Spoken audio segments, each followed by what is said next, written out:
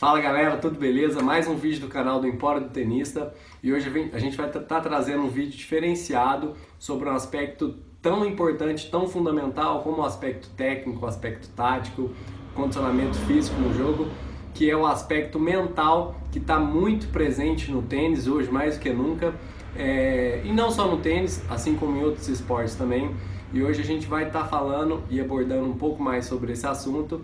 E quem vai estar ajudando a gente hoje é a psicóloga Renata Okubo, que vai falar um pouquinho mais sobre aspectos mentais no tênis e nos esportes de uma forma geral. Oi Renata, tudo bem? Tá Tudo joia? bem. Oi pessoal. Bom, então o tema que nós resolvemos discutir hoje é a ansiedade. Eu acho que o principal para começar a falar a respeito da ansiedade é como é que ela funciona. A ansiedade ela é uma alteração no estado de humor, assim como qualquer outro sentimento, como a alegria, a raiva, a tristeza. E como todo sentimento, ela acontece no cérebro e sempre é proveniente de algum pensamento que a gente tem. Como que isso pode afetar um atleta durante uma partida? Então, por exemplo, se um atleta entra num jogo pensando que ele está numa ótima forma física, que ele está se sentindo muito bem, que ele tem boas chances de ganhar, existe uma possibilidade de que ele entre mais otimista, que o desempenho dele, de uma maneira geral, no jogo seja afetado de uma maneira positiva.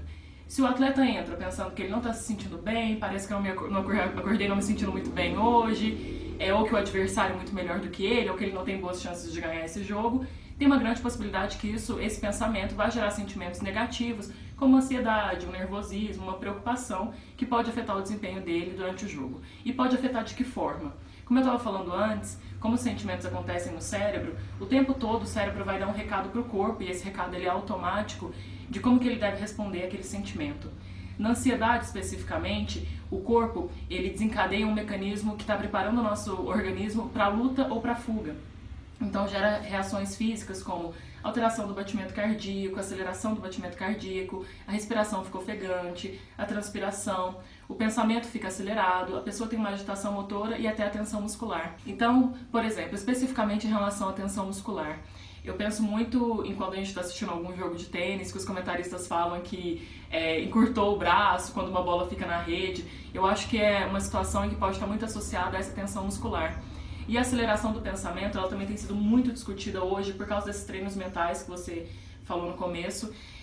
Por quê? O que acontece? Principalmente um atleta profissional que treina com muita frequência, ele forma uma memória motora em relação àqueles movimentos. Por exemplo, o movimento que ele tem que fazer para sacar, né? E lógico, em relação a outros movimentos que ele tem durante a partida.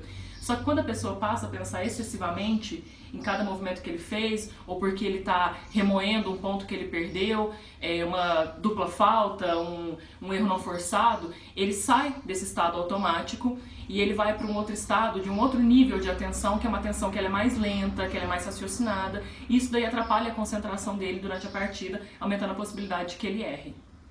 Legal. Eu vejo que isso acontece direto, assim, quando eu estou jogando. Quando tá automático, parece que o jogo flui, né? Parece que, como o próprio nome diz, é automatizado todos os movimentos, tudo que a gente aprendeu ao longo dos anos. E eu vejo que os momentos que eu mais erro é justamente quando eu tô para finalizar o ponto e na hora eu penso, não, vou mudar de direção porque ele correu para onde eu ia mandar. Então, nesses pontos que eu acho que a gente pensa mais um pouco, a gente dá uma travada e a gente meio que sai do automático, né?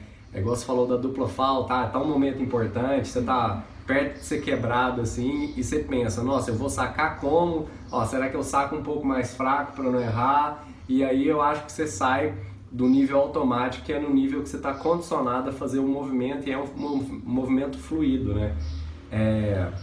Eu lembro de um exemplo, eu não sei se aconteceu ano passado, mas foi no Rio Open, que teve um jogo da Bia Haddad com a Sara Errani, não sei se vocês lembram desse jogo. E assim, no primeiro set ela atropelou, no segundo set estava 5-3, ela teve 3 match points, e depois ela dá uma entrevista, ela fala, nessa hora eu pensei que eu poderia ganhar o jogo.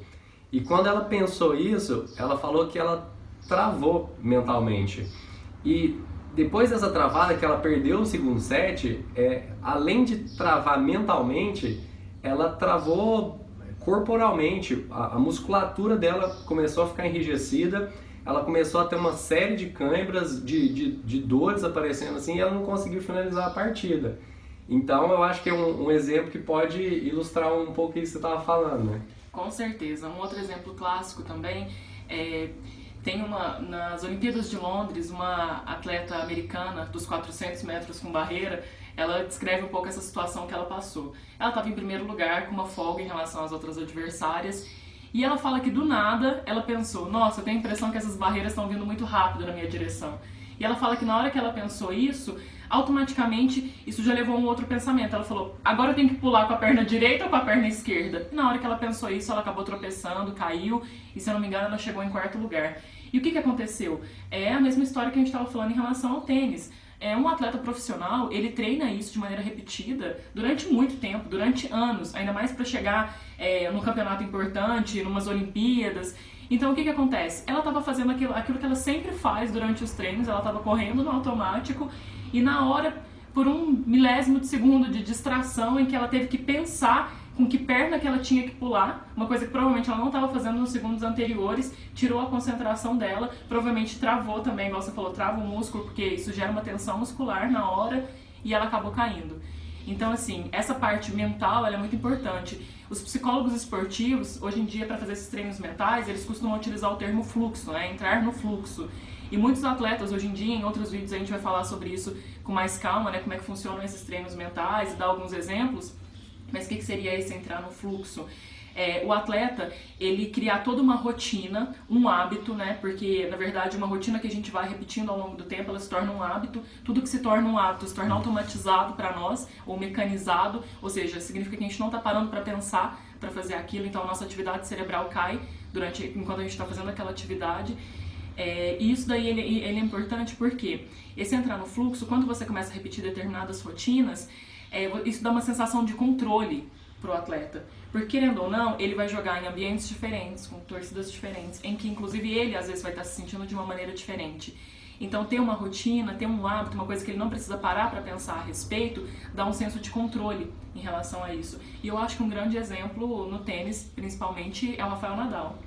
Sem dúvida nenhuma. Então, você acha que toda aquela rotina que ele faz, desde a chegada, como é que ele organiza a raqueteira, ele organiza o material, como é que ele faz a disposição, como que ele dispõe as garrafas lá, a sequência que ele toma água, como é que ele espera o adversário passar primeiro, como é que ele, às vezes, sei lá, pula uma linha ou começa pisando numa linha, todo aquele mecanismo que ele tem de passar a mão atrás da orelha, né, arrumar a faixa, coçar o nariz, toda aquela rotina que ele faz. A gente acha que assim, o leigo vai pensar, não, ele tem toque, né? Ele faz isso porque às vezes é algum tipo de problema, mas você acha que pode ser então uma rotina, um treino mental que ele utiliza para simplesmente entrar nesse fluxo, para simplesmente ficar sempre no automático? Sim, eu acho que é muito mais provável, porque na verdade existe uma diferença muito grande, né? Entrar no fluxo é justamente para reduzir a ansiedade, para reduzir a tensão, para deixar que o atleta faça o que ele fez durante os treinos ao longo de todos os anos da carreira dele. No toque é o oposto, no toque a pessoa tem aquele comportamento compulsivo e repetitivo justamente para tentar aplacar, para tentar diminuir uma ansiedade que para ele é insuportável. E na verdade, quando a gente vê o Nadal dentro do jogo, lógico que é muito difícil interpretar uma pessoa assim à distância, mas ele não parece ansioso, muito pelo contrário, ele parece uma pessoa que tem controle, que tem domínio do que está fazendo. Com certeza. Então é o oposto, na verdade. Eu acredito que ele adota esses rituais para ele nem chegar a ficar extremamente ansioso, né? Enquanto no caso do toque é completamente o oposto. É uma necessidade mesmo, a pessoa precisa fazer aquilo para que a ansiedade ela não exploda, digamos assim, que ela não saia do controle mesmo. E assim, pegando o exemplo dele, eu acho que é o exemplo que a gente tem que é mais visual, né, que é o dele, de todas as rotinas que ele faz, mas eu acho que isso também aplica não só no esporte, mas assim, em tudo que você faz, que você está habituado a fazer e que está no automático. Igual um dia desse eu estava dirigindo, né, e você faz a troca de marcha, que você tem lá os 3 pedais de acelerador, embreagem e freio, só que em um determinado momento eu parei para pensar qual que era a embreagem, qual que era o freio, e eu simplesmente travei numa coisa que eu estou habituado a fazer há anos, e para mim é a coisa mais automática e mais habitual possível. Então essa coisa de saiu do automático é muito engraçada e realmente trava a gente do jeito que a gente não espera, né? Com certeza. Na verdade, isso vem da memória associativa, ela que vai contribuindo para que esses movimentos, né, que essa resposta motora, ela se torne mecanizada. Né? E aí a gente não precisa parar para pensar a respeito. Eu acho que uma grande questão também, a dúvida de muitas pessoas que eu acho que lidam com isso, porque ninguém fica livre de ansiedade. Né? Hoje em dia existem muitas técnicas, muitas delas oriundas, né, da cultura oriental, que trabalham para controlar a ansiedade. Só que qual que é a grande questão? Por que a gente fala controlar? Controlar seria você conseguir reduzir o nível da ansiedade a um ponto em que ela não te atrapalhe, diminuindo essas reações físicas e principalmente calando um pouco dessas vozes internas. Né? Mas a gente não fica livre da ansiedade porque ela não é, igual eu falei no começo, ela é uma alteração no estado de humor normal que a gente sempre vai sentir em determinadas situações e que inclusive é importante para a nossa sobrevivência. Só que qual que é a grande questão? Como é que a gente pode trabalhar isso? Acho que para melhorar mesmo o desempenho, para deixar que essa resposta motora mecanizada, ela fale mais alto durante partidas importantes, durante determinados momentos do jogo em que você está disputando um ponto decisivo. A técnica mais simples e a mais difundida hoje é a respiração diafragmática. Ela é muito difundida porque ela é muito fácil, né, de ser aplicada. A gente costuma falar que a pessoa pode fazer isso em qualquer lugar, ainda que sempre o recomendado seja a pessoa começar treinando mesmo. Porque igual a gente estava falando daquela questão da habituação, tudo que a gente quer tornar um hábito na nossa vida, a gente precisa repetir. Né, e fazer com frequência, de preferência colocar isso dentro de uma rotina, tentar às vezes até fazer sempre no mesmo horário, porque depois de um tempo você não vai parar muito para pensar naquilo, não vai ser um sofrimento mais, quando você percebe que você já está repetindo aquele exercício. O que seria então essa respiração diafragmática? Para dar uma instrução muito simples, a pessoa começa puxando o ar pelo nariz, a gente costuma trabalhar dentro de uma contagem, porque quando a gente fala que na ansiedade a pessoa fica com a respiração ofegante, é porque ela está trabalhando a respiração torácica. Então, ela geralmente, na verdade, ela está às vezes hiperventilando, ela está puxando muito ar e ela não está soltando ar suficiente e não está fazendo aquela respiração profunda. Então, a gente recomenda que a pessoa puxe o ar pelo nariz e solte o ar pela boca, trabalhando uma respiração abdominal, né, que vai trabalhar o diafragma mesmo, então tem que ser aquela respiração mais profunda. E que contagem que seria essa? A inspiração, ela tem que ser sempre um pouco mais curta do que a expiração. E você pode trabalhar também, inclusive, nesse intervalo, prendendo um pouco a respiração. Então, um exemplo seria, você puxa o ar pelo nariz durante 4 segundos, prende a respiração durante 2 segundos e solta o ar pela boca durante 5 ou 6 segundos e fazendo isso tudo bem suavemente. Como na maioria das vezes a gente está respirando de maneira errada, né? A gente trabalha às vezes mais a respiração torácica, que trabalha a parte superior dos pulmões, do que a respiração diafragmática, a gente às vezes recomenda também que a pessoa comece fazendo isso deitado ou sentado, mas sempre com as costas retas, né, para melhorar o fluxo, e colocar a mão perto do umbigo, que é para a pessoa ver se ela está realmente expandindo e contraindo o abdômen. E como é que isso ajudaria, por exemplo, naquilo que a gente estava conversando, de calar um pouco dessas vozes internas? Porque quando a gente fica muito ansioso, como eu falei mais cedo, esse mecanismo de fuga, né, ou de luta, a gente começa a ficar muito focado nos nossos pensamentos, o que eu estou pensando, o que eu estou sentindo, o que eu acho que vai acontecer, e é isso que faz com que a gente saia do automático. Então a pessoa tem que conseguir se desligar um pouco desses pensamentos, se desligar um pouco do interno e voltar o foco dela para o jogo, para o ambiente, para o que está acontecendo naquele momento. Então o ideal é que quando você estiver trabalhando esse exercício da respiração diafragmática, você tente, o quanto for possível, se concentrar só no exercício. A gente tem muita dificuldade de controlar o que a gente pensa, então a melhor maneira de fazer isso é você tentar se concentrar em alguma reação física mesmo durante o exercício. Às vezes nessa sensação agradável do ar que entra pelo nariz, do ar que sai pela boca, ou mesmo no movimento do abdômen se expandindo ou contraindo. Se você durante o exercício for inundado por pensamentos 20 vezes repete para você mesmo que você vai deixar aquilo ali para depois e volta a tentar se concentrar no exercício. Na verdade, inclusive, esse é o primeiro passo do treino mental que a gente vai discutir em outros vídeos.